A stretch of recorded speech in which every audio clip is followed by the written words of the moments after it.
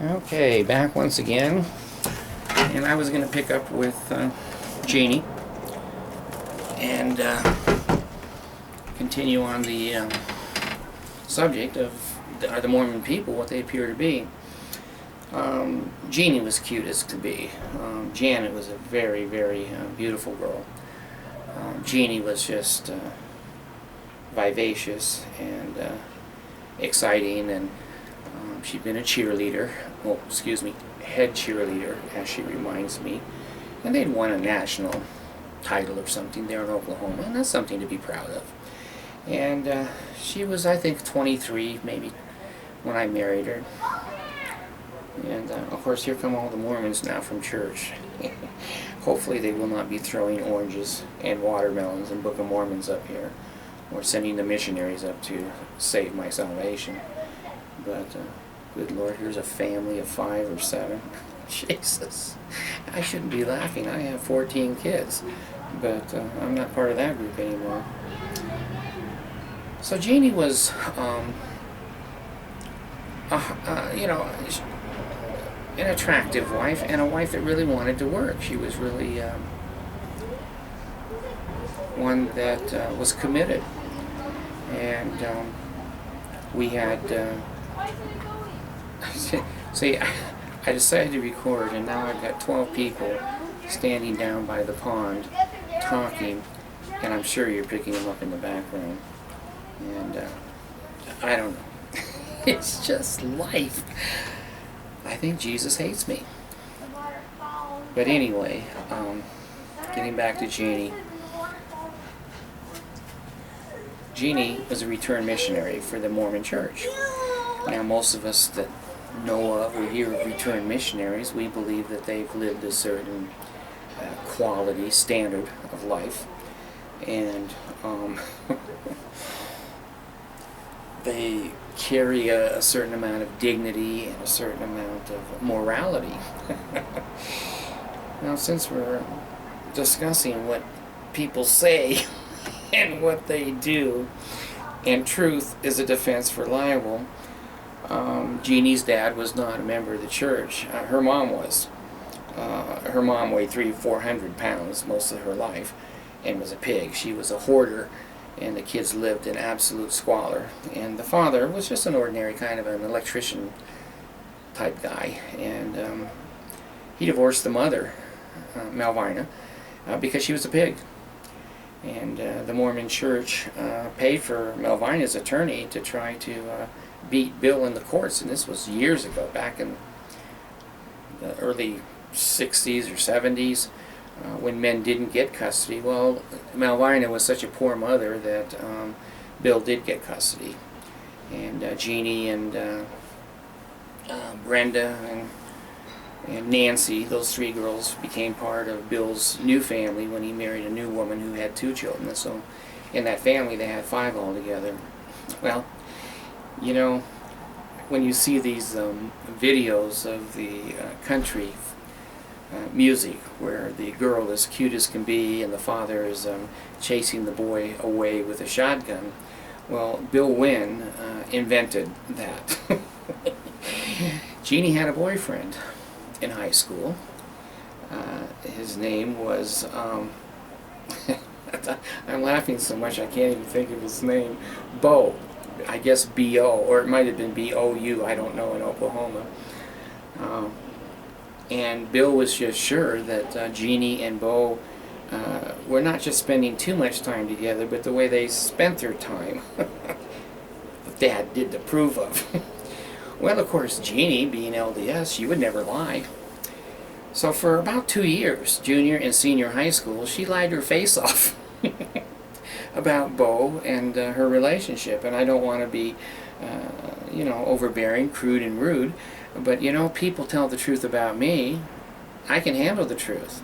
A lot of things about me that I'd change or admit to. But these people are not going to like these videos. But you know what? They've caused them. They've caused them because they've gone, I'm holier than everybody. I'm a perfect Mormon. And I know they're not. And now you know they're not. So anyway, Bill dragged Jeanie, his daughter, down to the doctor. and in Midwest City, and he demanded that the doctor examine her and make sure that she was still a virgin. Well, Bill, of course, left the room, and the doctor was talking to Janie, and I'm getting this now just from Jeanie, so, you know, if she lied to me, she lied to me, but I'm repeating what she said. And that girl started to cry in the doctor's office and said, you know, it's obvious that I'm not a virgin, and you're going to find that, but if you tell my father, he'll kill me.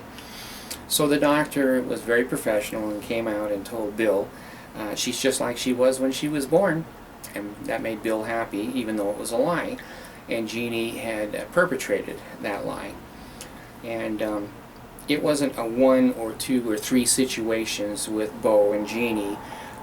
It was, let me be as politically correct as I can, but it was regular. It was regular through 11th and 12th grade, going home for lunch on several days of the week. So be that as it may, I knew that when I married Jeanie, and you know, I'm kind of a different guy. I can accept a lot of different things from different people, but she wanted to portray that she was a returned missionary, all pure, and we call it a licked cupcake. She, I guess, was a lipped cupcake, but I, you know, share food with kids, and someone can lick a cupcake and I can still eat it. So anyway, she decided to go on a mission, and when the bishop interviewed her, I guess she was somewhat confessional, and the bishop went berserk. I think there was a general authority that had to come down and clear her to go on a mission because she was so sexually active in high school. And finally, the Mormon Church covered it up, just like child molestation, put it under the carpet, and let her go on a mission. And she went to Buena Park, Disneyland area, and served her mission there, and came back an honorable missionary, I guess, because I'm only repeating what I've been told by her and what I know. I'm not going to repeat any kind of speculation or innuendo or my cousin's brother's mother said, none of that. So she came back, and I don't know why or how she went to BYU, but she was at BYU not as a student. She was never a student at BYU, but she was a student of the parking lot. I know no one thinks I'm funny, but I think I'm funny. She had her student practicum in the back seat of the car with one of the elders quorum presidents at BYU. Now that's funny. I don't care who you are. If you don't think that's funny, you need to get out of here. She comes home off her mission, sweet and pure, and she's in the back seat of the car with the elders quorum president in the BYU parking lot. So I still accepted her. I mean, this cupcake was not just licked. You might have had a couple of bites out of it, I don't know. But be that as it may, I married her, and I was happy with Jeanie. Jeanie and I got along pretty well. We didn't really fight, and she worked hard at the marriage. She was so much like her mother. She was a pig. She wasn't a hoarder like the mother, but God, you know, you couldn't eat off of her stove or get decent food out of a refrigerator. She didn't know how to cook, and didn't cook very much at all. So we had 18 years. That's a long time to be married. And we had kids, and Jeanie would have never had kids if it wasn't for me. Not Jesus, David. When I found out that she was infertile, because I obviously had several kids and several wives, and I didn't have any trouble reproducing. So we went to a doctor. His name will come to me when I'm not thinking of it. Block, B-L-O-C-K, there in Thousand Oaks. And he did some laparoscopic investigation and found fibromyalgia. No, not fibro.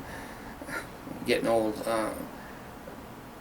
fibrosis of the ovary, that the ovary, rather than being able to move, had, you know, extra web on it, and her eggs were not coming down and couldn't be fertilized, and she was infertile. He also found that Jeanie has 2 uteruses. That's extremely unusual.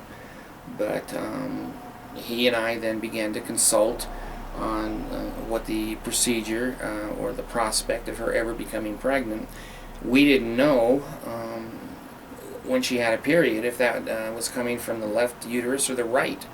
And it was extremely complex, very complex. And I was in the medical library for many days, reading and trying to be somewhat of an expert, because I was responsible for her life.